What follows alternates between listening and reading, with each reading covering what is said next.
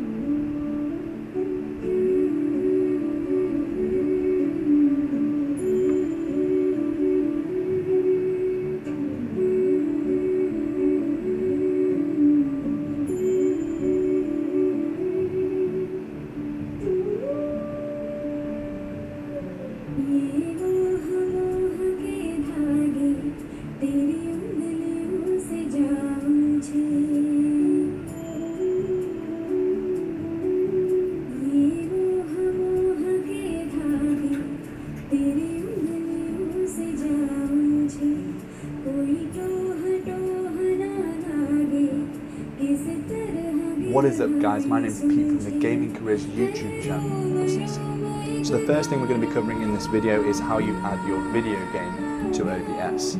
The first thing that you need to make sure that you have is your video game running on your computer. When you're in your video game, it's worth just quickly looking at your game.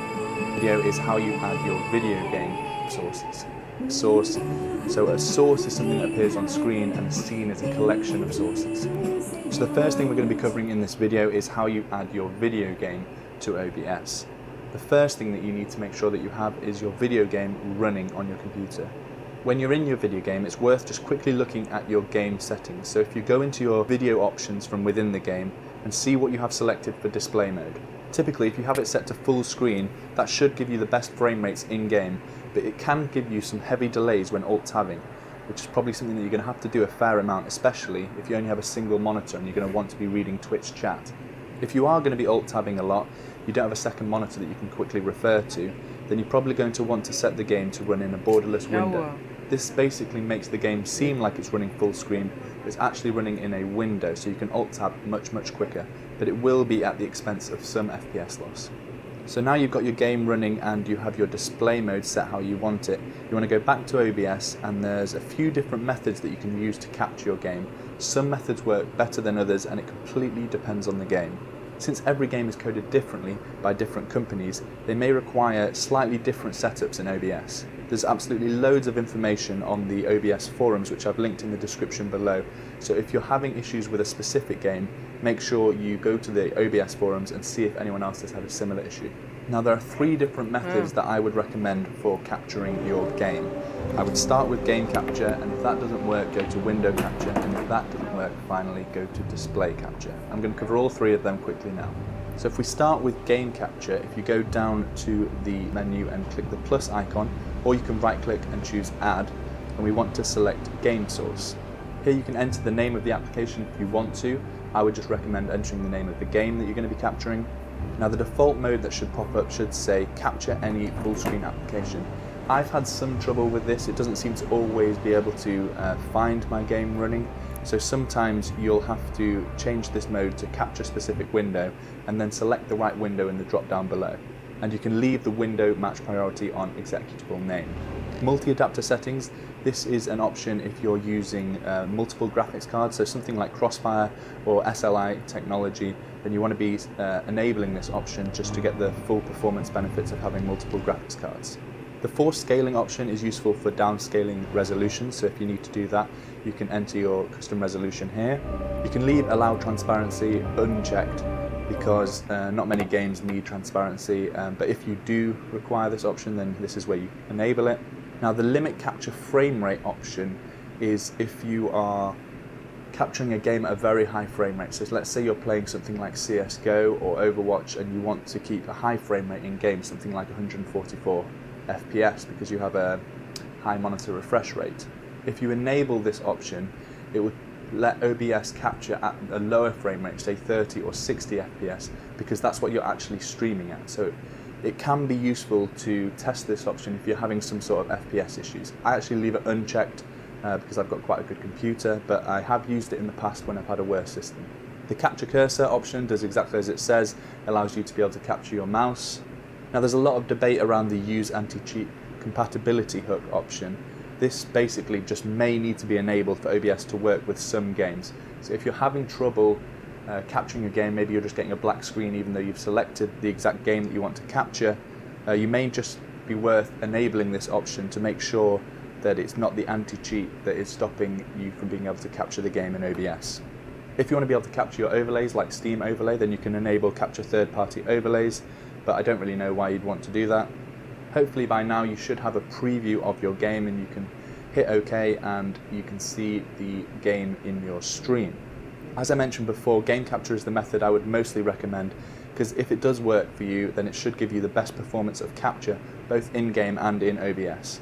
If, however, you've been unsuccessful in getting your game to show in OBS using game capture and you've tried using the capture specific window and enabling the anti-cheat hook and it still hasn't helped at all, I would recommend then going to window capture. Adding a window capture is pretty much the exact same as a game capture. Click the plus icon and choose window capture, and then the settings are pretty self-explanatory. If you're still having issues capturing the game using window capture, then the last option I would try is display capture, where you actually choose one of your monitors to constantly capture.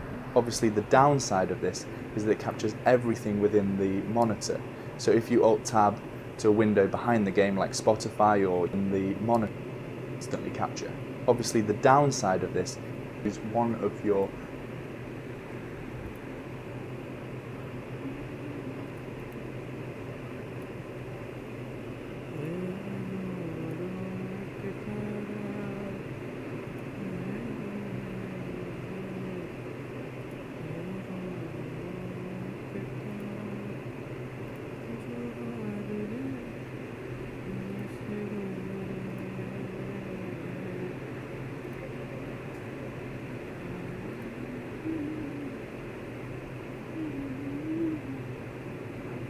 क्या क्यों